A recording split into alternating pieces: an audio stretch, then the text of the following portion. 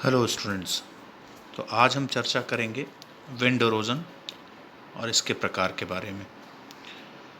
तो जैसा कि आप अभी तक सॉयल एरोजन, वाटर एरोजन के बारे में पढ़ चुके हैं, जिसमें मृदा की हानि वाटर के कारण हो रही थी।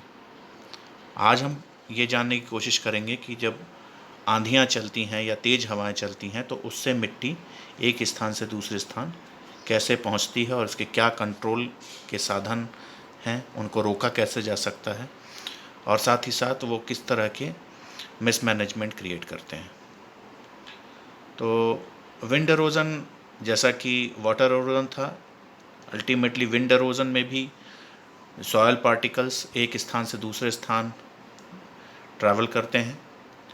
बस इसमें अंतर ये है वाटर एरोजन की तुलना में कि वाटर एरोजन में सॉयल पार्टिकल का मूवमेंट वाटर फोर्स के कारण होता था, विंड एरोजन में विंड फोर्स के कारण होता है। और ये ऐसी जगहों पर अधिक होता है जहाँ पर काफ़ी गहन खेती की जाती है या ओवरग्रेजिंग की समस्या होती है, अंधाधुंध कटाई हो चुकी होती है उस पर्टिकुलर एरिया की। यहाँ पर विंड एरोजन ऐसी जगहों पर बहुत ज़्यादा होते हैं। साथ ही साथ क्योंकि डिफॉरेस्टेशन के कारण, वनों की कटाई के कारण या अधिक खेती करने के कारण जो भूमि है वो वातावरण में खुल जाती है, एक्सपोज हो जाती है, जिसके कारण कंटिन्यूस सनलाइट पड़ने से, कंटिन्यूस वेदर के कांटेक्ट में, डायरेक्ट कांटेक्ट में आने से जो कोहेसिव प्रॉपर्टी है सॉइल की वो धीरे धीरे ख़त्म होती जाती है, और जो सॉइल पार्टिकल एक दूसरे से बंधे हुए होते हैं वो एक दूसरे से लूज़ होने लगते हैं, और जब हवा चलती है तो ये आपस में टूट जाते हैं। तो इस तरह से आप देखेंगे मैकेनिक्स जो है, सॉइल पार्टिकल का मूवमेंट किस तरह होता है विंड एरोजन में। पहला होता है इनिशिएशन। इनिशिएशन मतलब जहाँ पर सॉइल पार्टिकल लैंड सरफेस से ब्रेक हुआ, या जब काफ़ी हवाएं चली, जैसा कि आप ये देखिए यहाँ पर देख सकते हैं,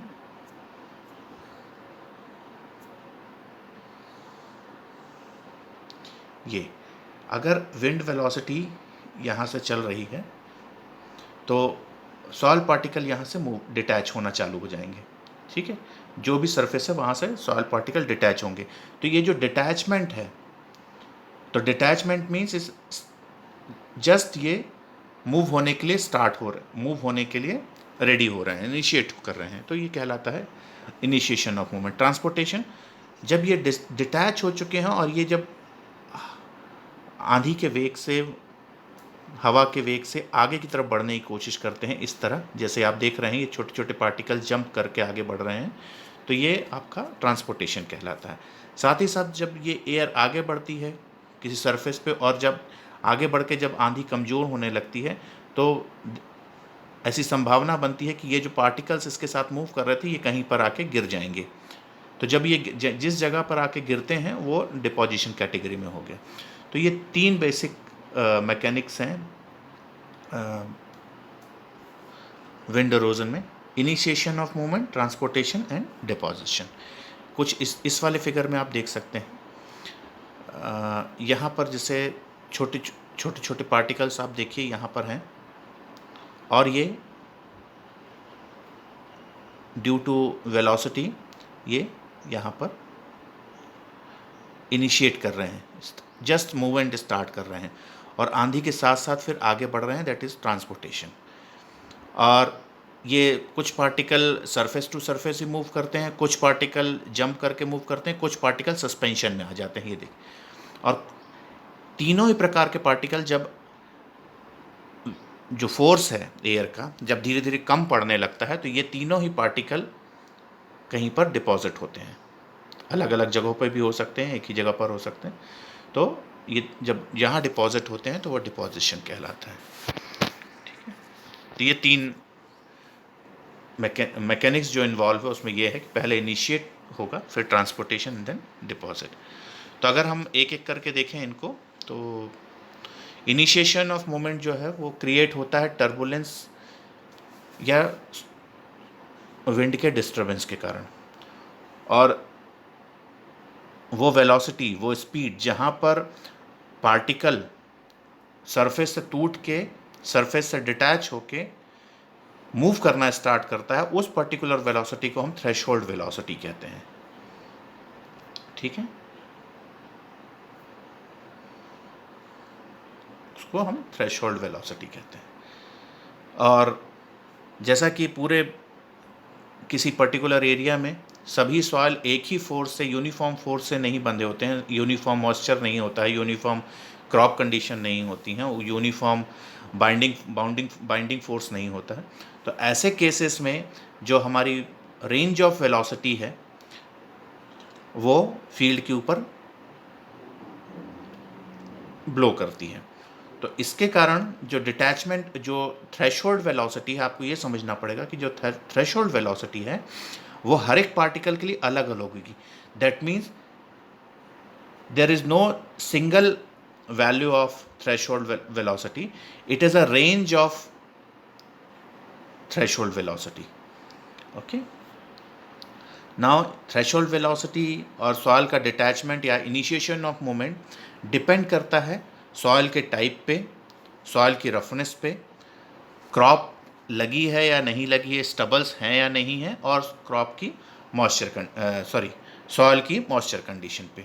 अगर मॉइस्चर ज़्यादा होगा तो बाइंडिंग ज़्यादा होगी, कोहेसिव फोर्स ज़्यादा होगा। और वही चीज़ अगर हम बात करें कि अगर हमारे पास मॉइस्चर कम है तो बाइंडिंग फोर्स कम होगा, ससेप्टेबल ज़्यादा होगा विंड इरोजन के लिए। इसी प्रकार से हम आगे बढ़ें, ट्रांसपोर्टेशन को हम समझना चाहें तो ट्रांसपोर्टेशन में, जैसा आप पिछली स्लाइड में देखा, ट्रांसपोर्टेशन मीन्स जब सॉयल पार्टिकल सरफेस को छोड़ चुके हैं और हवा की वेलोसिटी के साथ, विंड की वेलोसिटी के साथ आगे जब मूव करते हैं तो वो ट्रांसपोर्टेशन कहलाता है। तो आप कुछ इस तरह देखिए, ये यूनिफॉर्म वेलोसिटी है या कांस्टेंट वेलोसिटी ऑफ विंड है, लेकिन बीच में ये इस ऑब्जेक्ट के कारण यहाँ पर कहाँ, जस्ट मिनट, ये देखिए यहाँ पर टर्बुलेंस क्रिएट हो रहा है, और ये टर्बुलेंस जो है ये डिस्टर्बेंस क्रिएट करता है, जिसके कारण इस पर्टिकुलर सरफेस पे सॉइल डिटैचमेंट बढ़ जाता है। साथ ही साथ इस डिस्टर्बेंस के कारण जो सॉइल पार्टिकल्स हैं वो मूव करते हैं।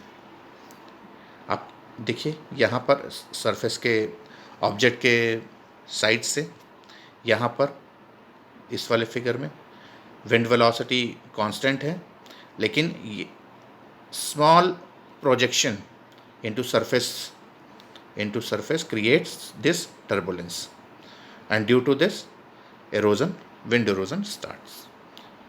Okay, any kind of like this, if it is not necessary the projection, ये ज़रूरी नहीं है कि जो प्रोजेक्शन है वो विंड के अपोजिट ही हो, अगर विंड के डायरेक्शन में भी होगा, यहाँ पर देखिए, तो भी यहाँ पर टर्बुलेंस क्रिएट होगा और विंड एरोजन की संभावना बढ़ जाती है।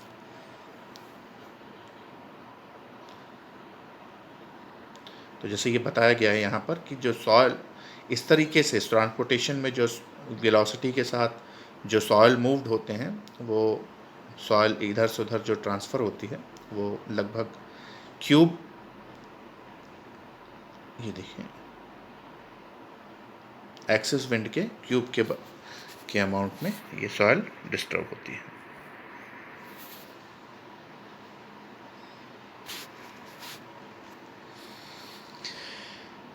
नाउ डिपोजिशन, जहाँ पर सॉइल जमा हो रही है, डिपोजिशन वहाँ पर आता है जहाँ पर जिस फोर्स के तहत हवा बह रही है और वो सॉइल को ले जा रही है, पर्टिकुलर डिस्टेंस पे जाके वो हवा का दबाव कम होने लगता है, उसमें सॉइल पार्टिकल को होल्ड करने की क्षमता नहीं रह जाती है, या ऐसा कह लीजिए कि गुरुत्वाकर्षण बल इतना अधिक हो जाता है कि सॉइल पार्टिकल नीचे गिर जाते हैं। तो ऐसी कंडीशन में डिपोजिशन होता है। साथ ही साथ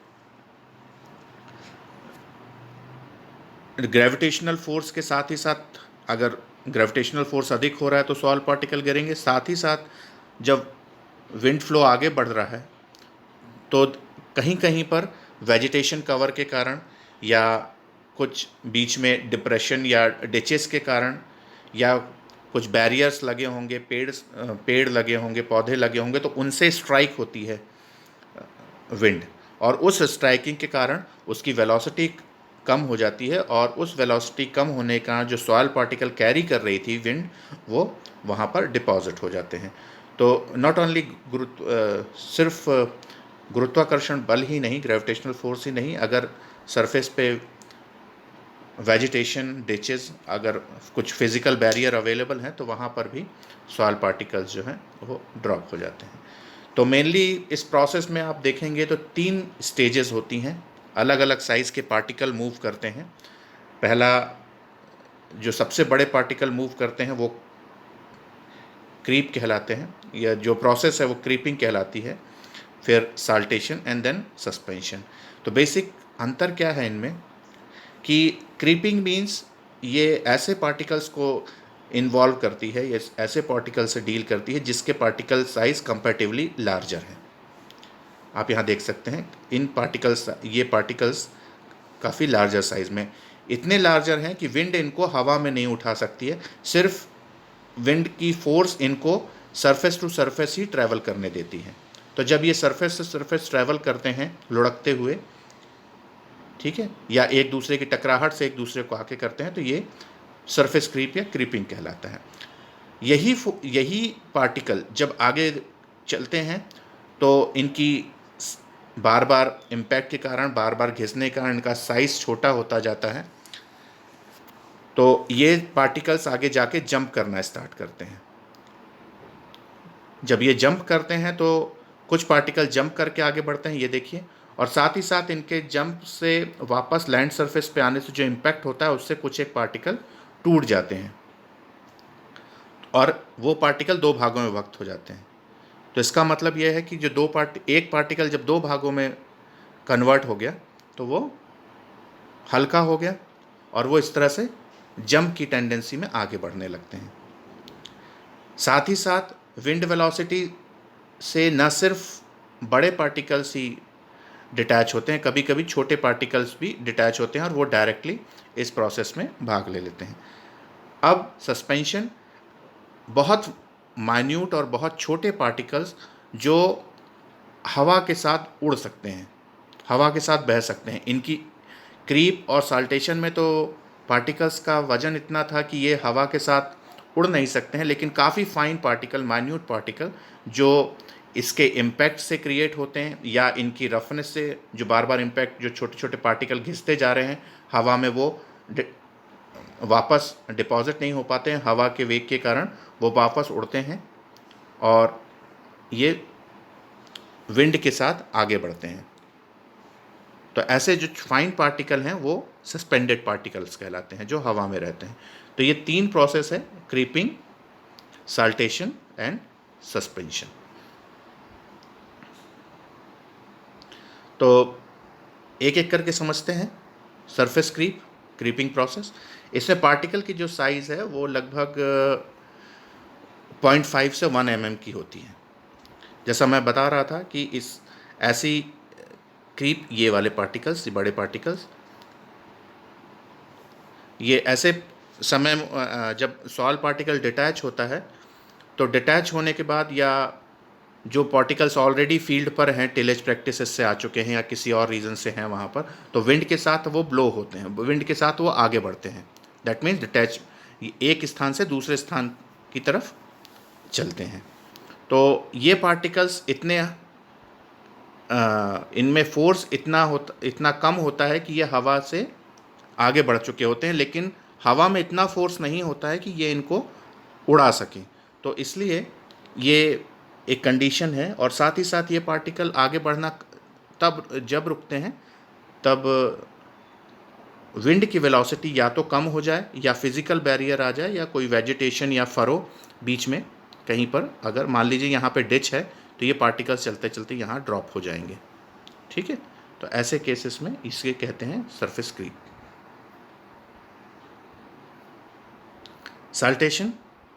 साल्टेशन में जो पार्टिकल साइज़ है वो आपकी 0.1 से 0.5 mm रहती है, और इसमें जो पार्टिकल्स हैं वो छोटी छोटी डिस्टेंस ट्रैवल करते हैं एयर के साथ और आगे बढ़ते जाते हैं।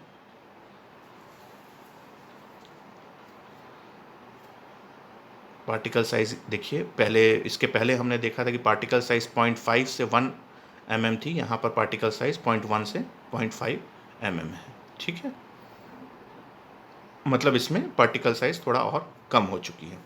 नाउ सस्पेंशन, जिसमें पार्टिकल साइज 0.1 या उससे बहुत कम होती है, लेस देन 0.1 mm। और इसमें जब विंड वेलोसिटी या विंड अटैक करता है किसी लैंड सरफेस पे, तो जो बहुत फाइन पार्टिकल्स होते हैं लेस देन 0.1 mm, वो हवा में डायरेक्ट ऐसे उड़ जाते हैं और ये काफ़ी लार्जर डिस्टेंस ट्रैवल करते हैं हवा में। और जहाँ पर हवा कम हो जाती है या कोई बैरियर आता है जहाँ पर ग्रेविटेशनल फोर्स अधिक होता है, वहाँ पर ये ड्रॉप हो जाते हैं, डिपॉजिट हो जाते हैं। तो ये तीनों आपको इस तरह समझना पड़ेगा कि जिस 3 तरह के पार्टिकल मूव करते हैं। पहला जो बड़े पार्टिकल हैं वो सरफेस क्रीप, दूसरे जो ऐसे पार्टिकल हैं जो जंप करके ट्रैवल करते हैं वो कहलाते हैं आपके सल्टेशन, और साथ ही साथ ऐसे पार्टिकल्स जो सस्पेंडेड रहते हैं, हवा में मिले हुए रहते हैं, वो आगे बढ़ते जाते हैं, वो कहलाते हैं सस्पेंडेड पार्टिकल्स। अब विंड को अफेक्ट करने वाले जो कारक हैं उनमें से मुख्य तौर पर मौसम आता है, क्लाइमेट कई फैक्टर्स को डील करता है, जैसे कि प्रेसिपिटेशन, जैसे वर्षा, ह्यूमिडिटी और साथ ही साथ टेम्परेचर। ह्यूमिडिटी मतलब आर्द्रता, तो इसमें साथ ही साथ प्रेसिपिटेशन, आर्द्रता और तापमान, ये तीनों प्रभाव किस तरह से प्रभावित करते हैं। इन तीनों के प्रभाव से जो सॉइल की, लैंड सरफेस की, ज़मीन की मॉइस्चर है वो मेंटेन होता है। अगर टेम्परेचर अधिक है तो मॉइस्चर कम होगा, प्रेसिपिटेशन अधिक हो रहा है तो मॉइस्चर अधिक होगा। ठीक है, तो इस तरह से ये कहीं ना कहीं सॉइल कंडीशन पे, मिट्टी की कंडीशन पे प्रभाव डालते हैं। और यदि सॉइल मॉइस्चर अधिक होगा तो वो विंड एरोजन के लिए लेस ससेप्टेबल होगी, वहाँ पर विंड एरोजन की संभावनाएं बहुत कम हो जाएंगी। साथ ही साथ कुछ कंजर्वेशन प्रैक्टिसेस, जैसे कहीं पर किसी जगह पर अधिक विंड एरोजन होता है, वहाँ पर आपने कुछ कंजर्वेशन प्रैक्टिसेस कर दी हैं, बैरियर्स लगा दिए हैं, प्लांटेशन किया हुआ है, तो वहाँ पर ऐसी संभावनाएं कम होंगी। वनस्पत अगर कोई फील्ड ओपन है जहाँ पर खेती नहीं हो रही है, सिर्फ टिलेज करके छोड़ दिया है, या सूखी पड़ी हुई है, फील्ड खाली पड़ा हुआ है, बैरन है, तो वहाँ पर विंड एरोजन की संभावनाएं अधिक हो जाएंगी। साथ ही साथ अधिक वर्षा वाले क्षेत्र जहाँ पर पानी अधिक गिरता है, तो इसका मतलब ये हुआ जहाँ पानी अधिक गिरता है तो वहाँ पर जो मॉइस्चर है सॉइल में वो मेंटेन रहेगा, वो कम रहेगा। या कुछ ऐसे क्षेत्र हैं जहाँ पर पानी अधिक गिरता है लेकिन जब ड्राई सीजन आता है तो मॉइस्चर ख़त्म हो जाता है, तो ऐसे केसेस में वहाँ पर विंड एरोजन की संभावनाएं अधिक होती हैं। साथ ही साथ जो लो रेनफॉल एरिया है, जहाँ पर पानी वर्षा ही 600 mm से कम होती है, तो वहाँ वर्षा 600 mm से कम हो रही है, अर्थात इसका मतलब ये हुआ कि आपका जो बिना पानी के जो मंथ हैं, जो सूखे हैं, वो अधिक रहेंगे वहाँ पर। तो ऐसी जगह पर विंड एरोजन की संभावनाएं अधिक हो जाती हैं। और विंड एरोजन की संभावना अधिक यहाँ भी हो जाती हैं जहाँ पर जो विंड स्पीड, जो प्रोपोर्शनल स्पीड है, वो 6 मीटर पर सेकंड से अधिक हो, तो ऐसे केसेस में विंड की संभावना बढ़ जाती है। इसी प्रकार से हम सॉइल टेक्सचर की बात करें तो सैंडी लोम, जिसमें अधिकतर जो सॉइल पार्टिकल साइज़ होते हैं 10 से 100 माइक्रोन के बीच में होते हैं, तो ये बहुत फाइन पार्टिकल हैं। इट मीन्स कि अगर प्रॉपर बाइंडिंग और कोहेसिव फोर्सेस नहीं हैं तो ये ज़्यादा ससेप्टेबल हैं, ज़्यादा संभावनाएं हैं ऐसी मिट्टी में विंड एरोजन होने की।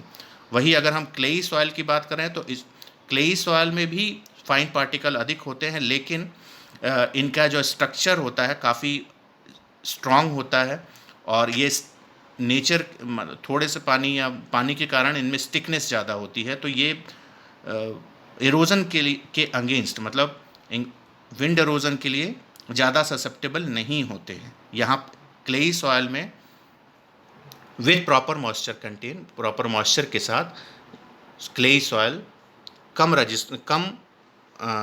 ससेप्टेबल होती है विंड एरोजन के लिए, ज़्यादा रजिस्ट करती है। ठीक है। कोरस सैंड सॉइल या ग्रेवल जहाँ पर ज़्यादा हैं, ऐसी सॉइल भी विंड एरोजन के लिए लेस ससेप्टेबल होती है, संभावनाएं कम होती हैं विंड एरोजन। क्यों?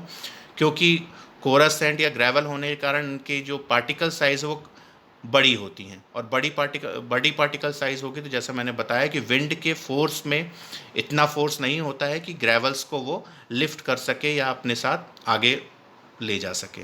तो कहीं ना कहीं ग्रेवल सॉइल भी लेस ससेप्टेबल होती है। जनरली जो देखा जाता है कि विंड एरोजन के लिए जो सबसे ज़्यादा पार्टिकल साइज़ इन्वॉल्व होती है या सबसे ज़्यादा संभावना जिसकी होती है, जिस सॉइल में 80 माइक्रॉन्स के आसपास के पार्टिकल्स ज़्यादा हों। फिर अगला आता है कि सॉइल की जो कंडीशन है, सॉइल रफ है कि स्टोनी है, या उसके ऊपर जो सतह है काफ़ी हार्ड कर दी गई है, या उसको किसी चीज़ से दबा दिया गया, तो ऐसी मिट्टी का जब कवर कर दिया जाता है तो वहाँ पर भी विंड की एरोजन की संभावनाएं कम हो जाती हैं। खास करके अगर आप देखें टिलेज करने के बाद सरफेस रफ हो जाती है, तो ऐसी केसेस में विंड एरोजन की संभावना बढ़ती हैं। तो इसलिए टिलेज करके फील्ड्स को ज़्यादा दिन के लिए, या खास करके जब ऐसा मौसम हो जब हवाएं ज़्यादा चलती हों, तो टिलेज करके फील्ड को नहीं छोड़ना चाहिए। डायरेक्शन ऑफ टिलेज पे भी फ़र्क पड़ता है। आपने अक्रॉस द विंड टिलेज किया हुआ है या अलोंग द विंड।